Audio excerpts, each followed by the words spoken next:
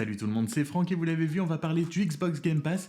Est-ce que ça vaut le coup de s'abonner au Xbox Game Pass? Est-ce que 2022 est le bon moment de vous abonner si vous ne l'êtes pas encore? La réponse est oui, mais on va développer un petit peu plus évidemment, c'est parti.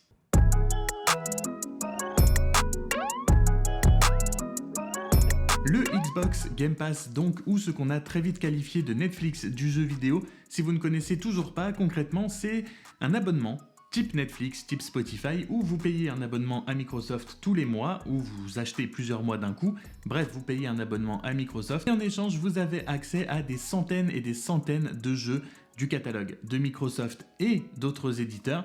Il y a plusieurs formules, on va y revenir rapidement pour que vous sachiez tout ce qui existe et tout ce qui est possible de prendre comme abonnement au Game Pass. Mais voilà, c'est concrètement exactement comme je l'ai dit, la même chose que Spotify, Netflix, etc. Vous payez, vous avez accès à un catalogue, vous pouvez jouer à tous les jeux de ce catalogue, y compris des jeux qui sortent en Day One, style Forza Horizon 5, style Halo. Donc tous les jeux Microsoft Studio arrivent très régulièrement dans le Game Pass Day One. Vous avez trois possibilités de vous inscrire au Game Pass et de vous abonner au Game Pass. Vous avez le Game Pass console, le Game Pass PC. Les deux sont très sensiblement les mêmes au même prix à 10 € par mois.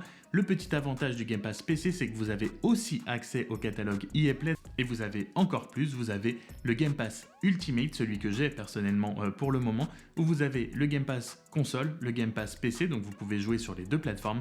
Vous avez le Game Pass pour jouer en cloud. Vous avez le Xbox Live Gold, si vous êtes sur console, c'est ce qui vous permet de jouer aux jeux online non gratuits. Vous avez aussi, comme le Game Pass PC, l'accès au catalogue EA. Donc il porte bien son nom, c'est l'abonnement ultime où vous avez absolument tout à l'intérieur pour 13 € par mois. Ce qui nous fait grossièrement calculer à l'année pour le Game Pass console ou le Game Pass PC 120 € à l'année. Si vous prenez l'Ultimate, on est sur du 150 € à l'année. C'est là que ça devient intéressant puisque si vous êtes quelqu'un qui joue à plusieurs jeux dans une année, on va dire que concrètement si on prend un jeu à entre 40 et 50 €, si vous jouez à plus de, on va dire, allez, entre 3 et 4 jeux, à partir même de 3 jeux tout court, si vous avez prévu de faire 3 jeux dans votre année, 3 jeux différents, le Game Pass est déjà rentable puisque vous prenez 50 €, allez, on prend une moyenne de 50 € par jeu, vous êtes à 150 €, vous êtes même au prix de l'Ultimate, et vu le nombre de jeux que vous avez disponibles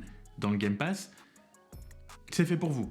Il n'y a pas d'autre mot, c'est juste fait pour vous. Je faisais partie personnellement des sceptiques du Game Pass quand il est sorti à la base, vraiment.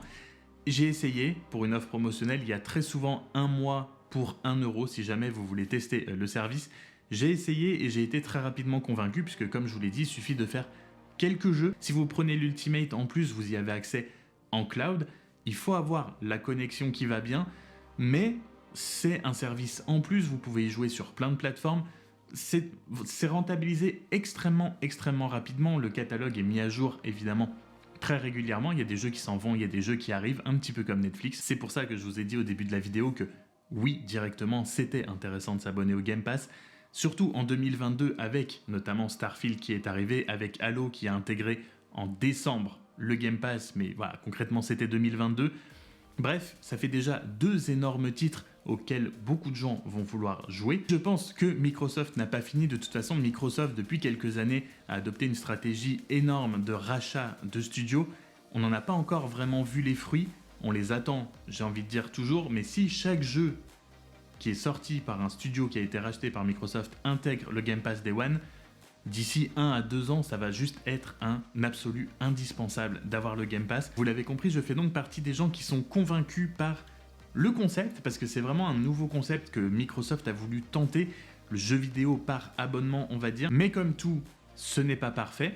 Vous allez me dire, je vais pas pouvoir jouer les jeux que j'ai téléchargés avec le Game Pass quand je suis offline. Si, le catch n'est pas là. Le catch est tout simplement que vous ne possédez pas les jeux. C'est quelque chose qui avait fait énormément débat quand la première Xbox est sortie. Elle était à la base conçue pour être uniquement online, sans lecteur CD et en tout dématérialisé, on va dire. Ça s'est beaucoup démocratisé depuis, mais il y a toujours les collectionneurs, il y a toujours les gens qui juste aiment avoir la version physique de leur jeu, avoir le jeu sur CD, pouvoir le revendre derrière si besoin, pouvoir, comme on dit, le prêter. Ça a été aussi un des plus grands débats.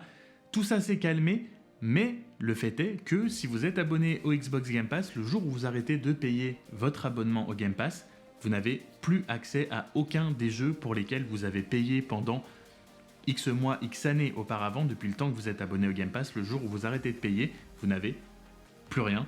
Et c'est pas forcément fait pour tout le monde non plus. Donc c'est clairement le point noir du Game Pass, c'est le tout dématérialisé, c'est le tout non possédé, puisqu'on ne possède aucun des jeux, c'est vraiment purement de la location, on va dire, de la location longue durée si on reste abonné longtemps. Mais c'est aussi ça qui fait la beauté du Game Pass, c'est-à-dire que on peut enchaîner les jeux si on est quelqu'un qui aime prendre un jeu, le faire de A à Z, le finir et enchaîner sur un autre. Vous avez une librairie énormissime, et que ce soit du AAA, de l'indé, il y a des petites pépites sur le Game Pass que on n'aurait certainement jamais fait si on n'était pas abonné au Game Pass. J'avais personnellement fait le jeu Deliver Us the Moon, qui était, j'ai trouvé ce jeu absolument génial, et s'il n'avait pas été sur le Game Pass, je ne l'aurais jamais fait. Il y a It Takes Two qui a été beaucoup primé, dont beaucoup de gens disent du bien, qui est disponible sur le Game Pass. Il y a Ori and the Blind Forest, ce genre de petits jeux indés mais qui sont des pépites qui sont dispo. Donc voilà, ça permet d'étoffer aussi un petit peu ses goûts, ça permet de tester plein d'autres choses, et surtout ça permet aussi de tester un jeu, et que si finalement on n'aime pas, et ben on le désinstalle et on passe à autre chose, et on n'a pas le petit goût amer de se dire j'ai payé mon jeu 50-60 €, ok je vais aller le revendre mais je vais perdre beaucoup d'argent. Donc pour résumer, est-ce que vous devriez vous abonner au Game Pass en 2022 ? Oui, parce que le système est vraiment très intéressant, que si on le ramène à l'année, à partir du moment où on fait 3-4 jeux sur l'année différents, c'est rentable, qu'il y a des gros jeux qui sont arrivés et qui vont arriver dans le Game Pass avec Forza Horizon 5, avec Halo et avec Starfield, même si on n'en sait pas grand chose, je suis très hypé pour ce jeu. Est-ce que vous devez vous abonner au Game Pass si vous êtes quelqu'un qui grind un et unique jeu en mode un petit peu e-sport, vous voulez que ce soit votre jeu, vous n'aimez que ça, vous ne jouez que à ce jeu-là? Est-ce que vous êtes collectionneur et que vous aimez avoir vos boîtes? Est-ce que vous aimez collectionner les objets physiques? Si vous êtes dans les deux derniers cas, le Game Pass n'est clairement pas fait pour vous. Je pense que pour tous les autres, abonnez-vous au Game Pass. Vraiment. Voilà, ce sera tout pour moi pour aujourd'hui. N'hésitez pas à me dire sur quelle plateforme vous jouez et si vous êtes abonné au Game Pass ou pas, si c'est quelque chose à quoi vous pensiez mais que vous n'avez pas encore sauté le pas. Pour ma part, je vais sûrement aller sur ma console faire un petit peu encore de Halo. N'hésitez pas à me rejoindre sur Twitch si vous voulez voir tout ça en stream. Sur ce, comme d'habitude, prenez soin de vous. On se retrouve très vite dans une prochaine vidéo. Salut!